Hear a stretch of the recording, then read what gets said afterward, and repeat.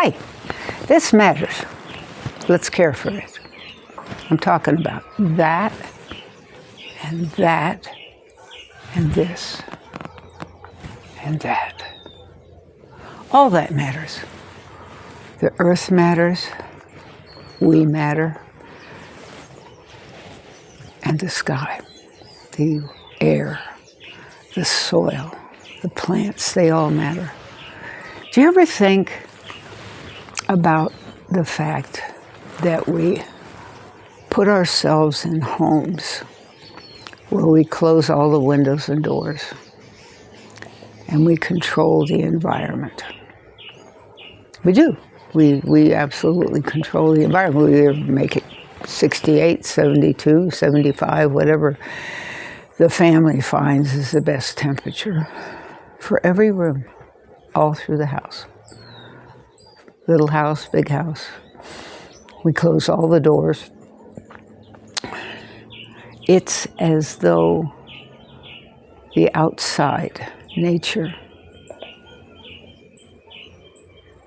is not a part of us, but it is. It is a part of us. It really is.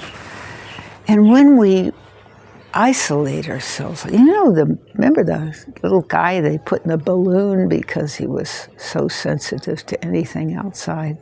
Probably not, but they have done that with children. They've had children that were so susceptible to everything. They put them in a balloon and they had to live in a balloon until they were able to find a way to increase their immunity. On the other hand, most kids eat dirt.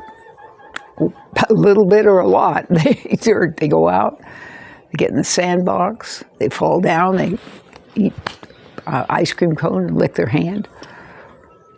Actually, it's not bad for us. Our bacteria and our gut needs a little dirt. Just like chickens. Chickens do that. They eat dirt. But what do we love the dirt? That's really the question. It has to do with caring for nature. And if we forget to do that, if we only run from our house to our garage to a car to an enclosed garage to an elevator into a building and then back, we don't connect. And if we don't connect, it oftentimes means we fear it or we don't like it. It's too hot, it's too cold, it's too wet, it's too dry, whatever it is. And we ignore it. And yet we're part of it. And that's the part that seems to be forgotten. We're a part of nature. We breathe the air, we drink the water, and we live here. Without it, you'd open the window and it wouldn't be any different. It would be no air, no water. But that's what we do. We pump the air we want into the house. We pump the water we want into the house. And we wonder why we're anxious. We have anxiety about so many things, and yet the only, for sure, non-judgmental space is outdoors. Your mother and father judged you, your friends judge you, your boss judge you, the organization you work for judge you, your country judges you, tells you what to do. But if you go for a walk in nature, nobody tells you what to do. And it's been proven, repeatedly, it's been proven. Just a walk in nature will heal. It does, it heals, it takes away the anxiety, it relaxes you. Sit down up next to a tree and fall asleep. Oh yeah, you probably have a mosquito bite. But that's not equal to the amount of healing that results from just a walk. And what about your kids or your grandkids? Grab a hand of a kid. Take a kid with you. Why? Oh my gosh. seeing the world through the eyes of a child. Oh my goodness, especially nature. Kids love nature. Kids love to be out in the dirt, the mud, the rain, the snow, whatever it offers out there. Because kids know instinctively that nature heals. They're a whole lot smarter than we are. We just want to earn money and get status and wear the right clothes. Not as smart as the kids. It's true, because children will go outside pretty much regardless of the weather. They're going to be out there playing. They want to absorb it. They want to be a part of it. But if they fear it, which it happens way too often. If they fear nature, they don't love it. And a lot of that has happened because we've closed ourselves out. Like I said, your home is temperature controlled, dirt controlled, air controlled, isolated, closed. And if you walk from a kitchen door, let's say, into a garage and then get in your car and automatically open that door with an electronic opener and slide out and go out into the street and drive to a business and then go in an underground garage and do the same thing, guess what? You haven't had any contact with nature. If you just go out in your yard and walk all the way around the house, and then take a second walk around the perimeter of your yard, you probably feel better. You probably feel less stressed. You may see a ladybug. You might see a butterfly. You could see a rabbit or a turtle, even a deer. Depends on how big your yard is and where it is. Unless you're in New York City and the only thing you have is a balcony and all you hear is man-made objects. A shame. What a shame. What an absolute shame. It's no wonder people who work in the city tend to be sick a lot. They call in sick. Why? Because they're sick. That's why. I've lived here a year. I haven't had a single headache or illness. I lived in my last home 7 years. I had one afternoon that my stomach was upset. One afternoon in 7 years. Now we always like to say, well, people used to live only 30 or 35 or 40 because of living in rural areas with Indians and cowboys and all that kind of thing. That's true. That is absolutely true. And we've done a lot of things to increase health. But we've also done a lot of things to destroy health and destroy our planet. We've forgotten to eat fresh food. Oh my gosh, I just can't believe it. Every single day here in Ecuador, every single day, my husband and I enjoy fresh fruit. Some kind of fresh fruit. There's always something that's fresh that's here. And I begin to realize, as I cut 2 lemons this morning, I was thinking, wow, there are people who just never eat fresh fruit. It's all canned. There's such a big difference, not just in the flavor, but in the nutrition. And if you take care of your body, it also does a better job. Did you ever think of that? I venture to guess that a lot of people don't. Every once in a while on the scale, they'll say, oh, I need to lose a few pounds, or I sure have lost a few pounds, or whatever the difference happens to be. It's usually they've gained too much, because processed food is not the same as fresh food. There's a whole bunch of reasons why it's just not the same. And And if you're fooling yourself to think that it is, well, that's a big mistake. It's just not the same. And it's not as pretty, and it doesn't have the textures, and it doesn't have the flavor, and doesn't have the vitamins and minerals and the stuff that your body is craving. So take care of it. How about the soil? What can you do for the soil? Well, what we do out here, it's hard to see right now, a lot of fog. It's early in the morning. We put out a lot of sawdust, and the sawdust deteriorates rather quickly and becomes soil. We also bring in lots of compost from people who are running organic composting businesses, and they make their living mixing the scraps from food and into some of the dirt and some, like I said, sawdust and other products. You can use paper. Paper's made from trees.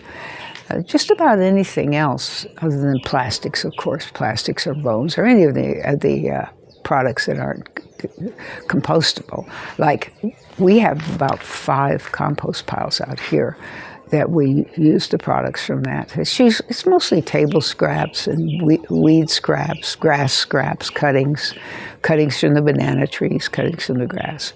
All of those will compost. And when you have compost, you're putting the vitamins and minerals that fresh fruit puts in your body into the bodies of the plants. And as long as we're willing to eat cardboard, we will not get the nutrition that we need from everything else. And so my advice to you is, if you're not doing well, if you're having trouble with your health, if you're brain fog comes too, try it just for 1 week. Eat fresh fruit every day. Apple a day. Remember the apple a day thing? There's a lot of truth to that. There's a lot of truth to that. I once read that a full typewritten page, small point, single-spaced, it's just the names of the nutritional benefits of eating an apple. It really is a beneficial item. And you can take it to work. I mean, people don't think about that. Even a banana, a greenish, not completely green, but a greenish banana will make the trip to work. And it's better for you. It's lower blood sugar because the sugar in the banana hasn't come up yet. You can take a carrot to work. Really, think about it. There are so many options to help keep you healthier. I'm telling you this because I had a very sick childhood. Food was good, but I had a sick childhood. I caught rheumatic fever. I had it for just over 4 years. And I wasn't expected to live past 35 or 50, depending on 35, 75% people made it that far, and the other made it to 50. But I have always paid attention to eating as much fresh food as possible because I am a nutcase for protecting the earth. That's who I am, a deep ecologist. I call myself a grief warrior because right now there's this enormous sadness about how the earth is crying for help. And yet I just continue to do all I can as a warrior. That's why I'm talking to you today. That's my warrior. Yep, I'm trying to be as informative and friendly and pleasant and real. Truth, that's my big thing. Truth. You need to know the truth. Our earth is in more trouble than you ever could imagine. And you can help. Every little thing you do helps. If you don't use a dishwasher, you wash your own dishes. You don't use a dryer, you hang your clothes outside. You recycle everything you possibly can. That helps. All of that helps. Every single thing. You turn your thermostat down to 68 instead of 72. All of it helps. It really does. It's just a matter of understanding what we have and what we don't have and what we will lose. And if you going from your kitchen to your office without interacting with nature, that's how you understand what you'll lose. I remember recently a woman went out of her door to check her mail because she didn't have a mailbox up against the house. It was out on the street. And she saw an animal. And she was a little bit shocked at first, and then she realized that it was just crawling into a bush. It was probably a rabbit, could have been something else, but she wasn't sure. She didn't go really to look. She just recognized that there was something alive in her yard. And she thought, wow. You know, she just had come from her house to her mailbox. But that can happen. And that can be really positive in your life. Because if you don't ever look, you don't feel. I think that's part of the reason that my attachment to nature is so strong, and it just continues to get stronger all the time. Because when I was young, I was in Brownie Scouts. I started really paying attention to the earth. And by the time I look up, my father had been a nutcase about that, which just encouraged me all the more. Dad was just so aware of taking care of the earth. We camped a lot, and he always said, make sure it doesn't look like we were ever here. I mean, he was really adamant about it. And he'd show me whatever he saw and explained it to me. He was really a teacher. He was such a good teacher. And that's what helped. So by the time I got into Girl Scouts, I was doing butterfly collections and beetle collections, and you name it. And the more you're looking for something, especially when you're looking for something that's already died and you want to take it and make sure it gets dried properly and displayed well, there's a learning that comes from that activity, a silent learning, because the insect doesn't really speak to you anymore. But everything about it becomes so precious. It's like when you're holding an infant, you cradle it because you know it's precious and helpless. Well, you do the same thing with an insect. You carefully try to get it to make it for a display. And you really learn so much. That kind of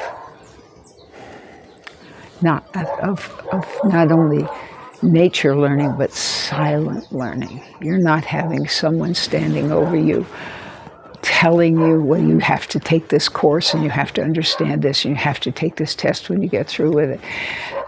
And that takes a lot of joy away, where when you can just find something and touch it and respect it, the learning just goes so much deeper. It stays in you because you want to understand. You're curious. Your curiosity is inspired. And doing that with a child is such a gift. If you take the hand of a child and you take them for a walk and you see things and you point them out to the child, it's just such a gift. It's such a treasure. And they won't forget it. Because we know that when something is really wonderful or something is really awful, that's when kids really remember. If they smile or they laugh, they're going to remember it. And holding your big hand in their little hand is also something that's really important. And we don't take enough time for that in general. And the kids need that. And you need that as the adult. Think about it. Think about grabbing the hand of any child that happens to be in your family, or maybe your neighbor's child needs to go for a walk. Ask your neighbor, say, hey, would your kid like to go for a walk? Really, it's such a positive thing, and we've become so enclosed We're so afraid. We've put up fences, we put up gates, we put up bars, we put up so many things to separate us from other people and to separate ourselves from the weather, that the environment isn't as much a part of us as it could be. Here, right now, I don't know if you can see it, but the moon is up there. And the chickens are fussing at me because I haven't fed them yet. And the dogs are barking because somebody's coming over to the canal water to drain some of the water off for their yard. There's always something happening in nature. You never know what you're going to see. Neither does a child. It's not like having a video game. You have to work a little bit harder, but you learn a lot more. So let's take care of it. It's important. What do you say? If you got a question, go down here. Answer. I'll answer. Just leave it for me. And while you're down there, check out our nonprofit. Been giving volunteer help for 34 years, and 2 of us are artists who make things to remind you to just take care of it and you. Thank you.